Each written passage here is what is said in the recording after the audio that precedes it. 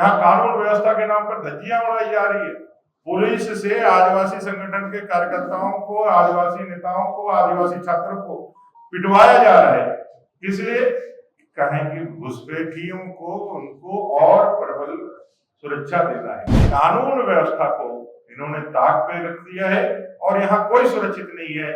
एक मौका मिला था उनको झारखंड में 5 साल में अपने मुद्दों को ठीक ढंग से न्यायोचित तरीके से स्थापित करने का, उस पे लोगों को राहत दिलाने का, लेकिन उन्होंने पूरा अवसर अपने काम की जगह झारखंड के बालू को, झारखंड के संसाधनों को, झारखंड के लोगों के खून पसीने के गाड़ी कमाई को लूटने के तरीके लगाने में बिता दिए। हमारे 18 विधायकों को अकारण निलंबित करके इन्होंने बता दिया है कि भाई ये सरकार को 5 लाख रोजगार के वायदे और 5,000 7,000 बेरोजगारी भत्ते के वायदे को पूरा नहीं करना है और जो भी आवाज उठाएगा उसका पूरी तरह से दमन कर देना। तो हम लोग को लगने लगा है कि कल दिन ये ना कहे इनकी पुलिस यार, इनके लोग कि भाई अब ज्यादा आवाज उठा रहा है तो जनरल डायर जैसा उनको भी जाकर के उनकी आवाजों को दबा दिया जाए। ये झारखंड के 3 क्षेत्रों के 3 बड़े लोग, ये कोई आम नागरिक नहीं। आम नागरिक तो इस सरकार के लिए कीड़े मकोड़े जैसे, उनके जीवन का, उनके अस्तित्व का तो कोई मोल झारखंड मुक्ति मोर्चा और कांग्रेस के लिए है ही नहीं।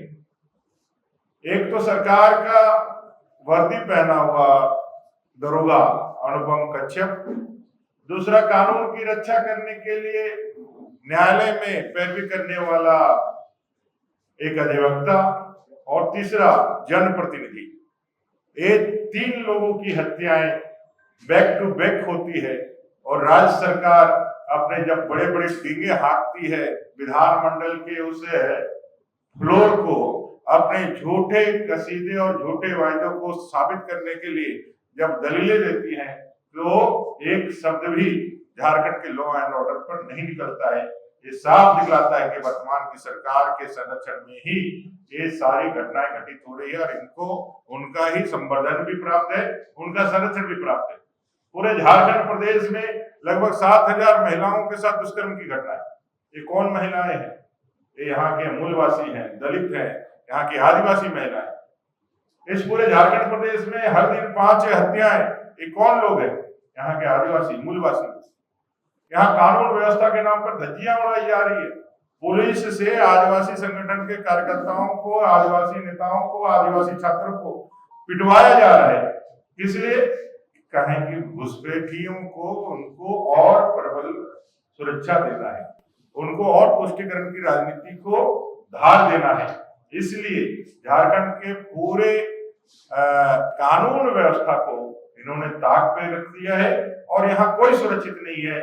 एक मौका मिला था उनको झारखंड में 5 साल में अपने मुद्दों को ठीक ढंग से न्यायोचित तरीके से स्थापित करने का, उस पे लोगों को राहत दिलाने का, लेकिन उन्होंने पूरा अवसर अपने काम की जगह झारखंड के बालू को, झारखंड के संसाधनों को, झारखंड के लोगों के खून पसीने के गाड़ी कमाई को लूटने के तरीके लगाने में बिता दिया और झारखंड को पूरा लूट करके उन्होंने इस झारखंड को बर्बाद कर दिया। कानून का नाम का कोई भाई इस राज्य के अंदर नहीं है। मैंने तो 3 क्षेत्र के बड़े लोगों का नाम बताया। बड़े लोग क्या है?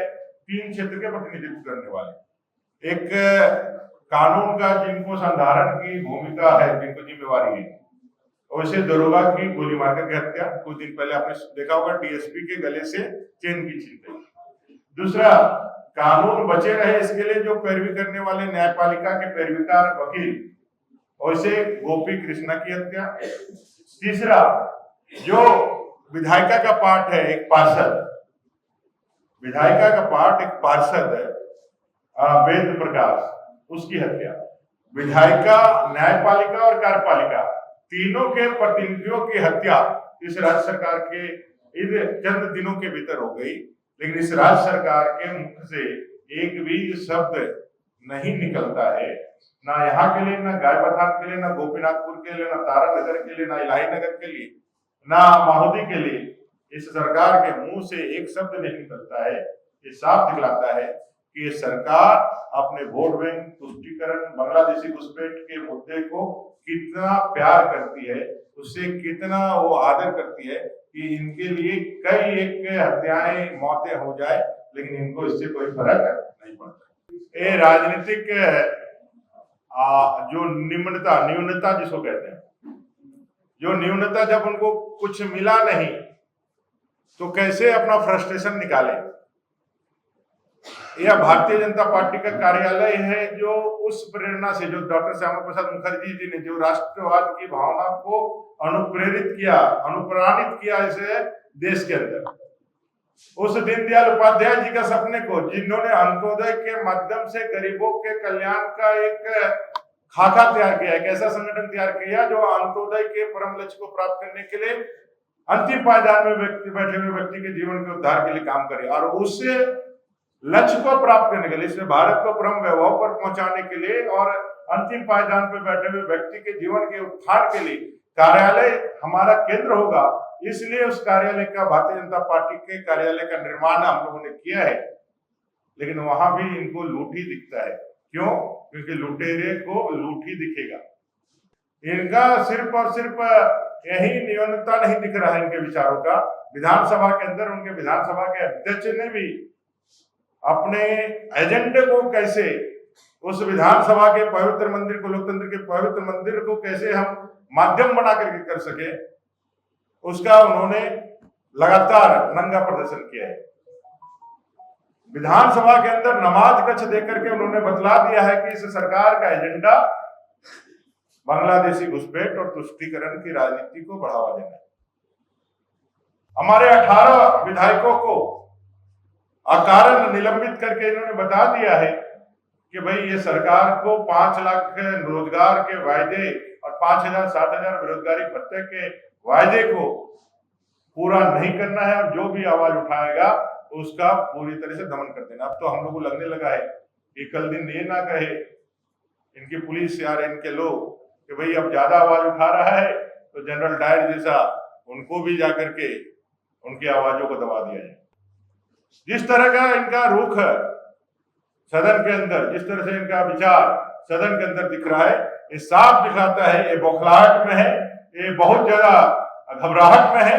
इनको पता है कि इनकी सरकार जाने वाली है, बीजेपी आने वाली है। इस बौखलाहट में वो मर्यादा का, वो जितना भी दुरुपयोग संसाधनों का कर सकते हैं, जितना भी दुरुपयोग प्रशासन और अपने गुंडों का कर सकते हैं, वो प्रयोग करने से पीछे नहीं हटेंगे।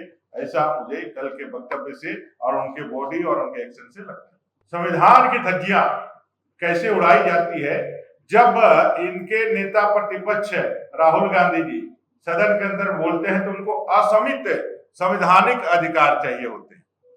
उनको इतने अधिकार होने चाहिए होते हैं तो देश के चुने हुए प्रधानमंत्री से भी ज्यादा उनको महत्व चाहिए। लेकिन यहां जब नेता प्रतिपक्ष को बोलने नहीं दिया गया, आप लोगों ने देखा परंपरा रही है कि नेता सदन के कहने से पहले नेता प्रतिपक्ष अपना कंक्लूडिंग वक्तव्य देते हैं। ये विधानसभा का 5वीं विधानसभा का आखिरी सत्र था। 5वीं विधानसभा में 4 साल आपने नेता प्रतिपक्ष के रूप में मान्यता नहीं देकर के आपने लोकतांत्रिक पद्धति और लोकतांत्रिक व्यवस्थाओं का गला घोटा, और आखिरी समय में भी आपके कान में पारे की तरह चुभ जाएगा ये ज्वलंत है आपके विचार या सवाल। वो सवाल नहीं सुनना चाहते थे, इसलिए उन्होंने अपने हेकड़ी का बेजा इस्तेमाल किया। नहीं भाई, तो हम लोग खाने वाले लोग नहीं है। हम लोग तो धरती बाबा बिरसा मुंडा, सिद्धू कान्हू पाल फूलो जानों के वंशज है। उनकी गोलियां और उनकी गालियां और उनके जेल हमको नहीं डरा सकते हैं। जो जनता का विषय है, 3.5 करोड़ जनता के जो मुद्दे है, वो पूरे प्रखरता और पूरे मुखरता के साथ हमारे पार्टी के विधायकों ने सदन के अंदर उठाया है। रात भर उनका अत्याचार अन्याय सह करके भी, उनके तमाम षड्यंत्र को भी जानते हुए भी हम लोगों ने पूरी रात कष्ट में भी बिता करके, एक कष्ट हमारे लिए कोई मायने नहीं रखता है। उस कष्ट के जगह जहां 5 लाख युवा इस सपने के साथ कि ये सरकार आएगी तो उन्हें रोजगार मिलेगा और स्थानीय नीति और नियोजन नीति मिलेगा, उन्होंने अपना कीमती समय गंवाया है। उसके सामने ये कोई मायने नहीं रखता है। इसलिए भाई तो हम लोग को भय नहीं, भाई उनको है। विश्वास जताया है, 14 दिन के बाद अगर सत्र आता है तो कोई रणनीति है आपके पास? वो बुलाएंगे तो रणनीति के हमें तो हकीकत ही बयान करना है। उन्होंने जो किया है हम उनको बताना आएंगे, इसमें कोई झूठ है कोई षड्यंत्र का तो बात है नहीं। उन्होंने किया है ऐसा काम जो उनके आचरण उनके पद के विपरीत है। आज तक हमने कभी भी किसी भी विधानसभा अध्यक्ष को नहीं देखा है। हमने देखा है नामधारी जी के कार्यकाल को, हमने देखा है सीपी सिंह जी के कार्यकाल को, हमने देखा है दिनेश राम जी के कार्यकाल को। कभी भी किसी ने अध्यक्ष के पद के दायित्व को निर्वहन करते हुए पार्टी का झंडा लेके पार्टी के कार्यकर्ता जैसे चुनावी रैलियों में जाके मंच पे बहस करने और भाषण देने हमने नहीं देखा। हमने नहीं देखा है इस पद पर बैठा हुआ कोई व्यक्ति न्यायालय के आदेश को, जो माननीय न्यायालय झारखंड देता है कि भाई बांग्लादेशी घुसपैठियों को चिन्हित करके ये सरकार डेमोग्राफी चेंज के इस गंभीर मसले को हल करे, और ये संवैधानिक पद पर बैठे हुए व्यक्ति जो खुद से घोषणा करते हैं कि वो कितने पावरफुल व्यक्ति है, जिनके अंदर कार्यपालिका भी है, विधायिका भी है, न्यायपालिका भी है। उन्होंने विधानसभा के अंदर वक्तव्य दिया कि मैं इतने सारे ताकतों से लैस हूं और इतना सारा ताकत है कि मैं खड़े खड़े आपका गला काट सकता हूं, इतना पावरफुल है। इन्होंने ऐसा घोषणा करके और 18 हमारे विधायकों को सिर्फ निलंबित कर दिया क्योंकि इन्होंने दुस्साहस किया युवाओं के सवाल को पूछने के लिए। सुदीप सोनू ने अपने वक्तव्य में कहा, उनके विधायक ने, कि भाई हमारे मुख्यमंत्री जी तो गए थे आपके पास, आपको मना नहीं, आपने नहीं माना। अरे आप नहीं माने मैंने मुख्यमंत्री जी कोई तोप है क्या? वो कोई हिटलर है क्या? लोकतंत्र में अगर यदि हम अपने बात को अपने असहमति को दर्शाएं तो आप उसके लिए हमारे 18 विधायकों को निलंबित कर दीजिएगा। सुदीप सोनू जी ने स्पष्ट रूप से कहा सदन में, ऐसे तो जो प्रस्ताव होता है वो ट्रेजरी बेंच लाता है, माने कि मंत्री लाता है या फिर संसदीय कार्य मंत्री लाता है, प्रस्ताव ही गलत था। एक विधायक के रूप में उनको लाने का हक ही नहीं है संवैधानिक प्रक्रियाओं में, क्योंकि उन्होंने कई बार मर्यादाओं का उल्लंघन किया है। विधायक के रूप में वो ट्रेजरी बेंच पे आए हैं, इसी विधानसभा में आए और कल ही आए, परसों भी आए। ये प्रस्ताव देने का अधिकारी ट्रेजरी बेंच में बैठे हुए लोग हैं जो इस मर्यादाओं के साथ रहते हैं, जो जुड़े हुए रहते हैं। एक तो उन्होंने नहीं इसका भी पालन किया, उस पर भी उन्होंने संज्ञान लेके किया। दूसरा, सुदीप सोनू ने कहा और उन्होंने निलंबित कर दिया। अब मिथिलेश ठाकुर कह रहे हैं कि सबको बर्खास्त करना है। जब सुदीप सोनू विधायक होकर के कहता है और सभापति अध्यक्ष उसको निलंबित करता है, तो मिथिलेश ठाकुर तो पावरफुल मंत्री है, वो कह रहे हैं कि बर्खास्त हो सकते हैं हमारे 2-4 या 18 विधायक को जवान बंद करने के लिए युवाओं की 5 लाख की नौकरियां हम नहीं बोले, इसलिए हो सकता है उसको बर्खास्त भी कर दे। लेकिन इसके चलते हम लोग डरने वाले थोड़ी।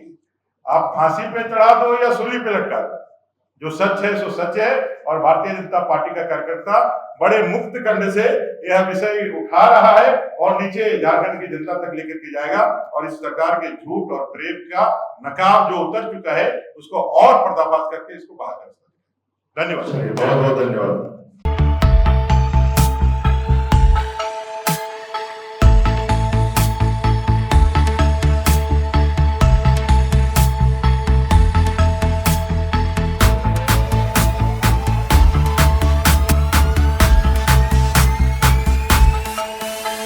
बायोम मेडिकल प्रिपरेशन का एकमात्र संस्थान जहां है complete digital classrooms, individual doubt counters, video lectures, student tracking system, library facility, 100% result oriented rankers batch, study package and class notes in PDF. TheFollowUp.in.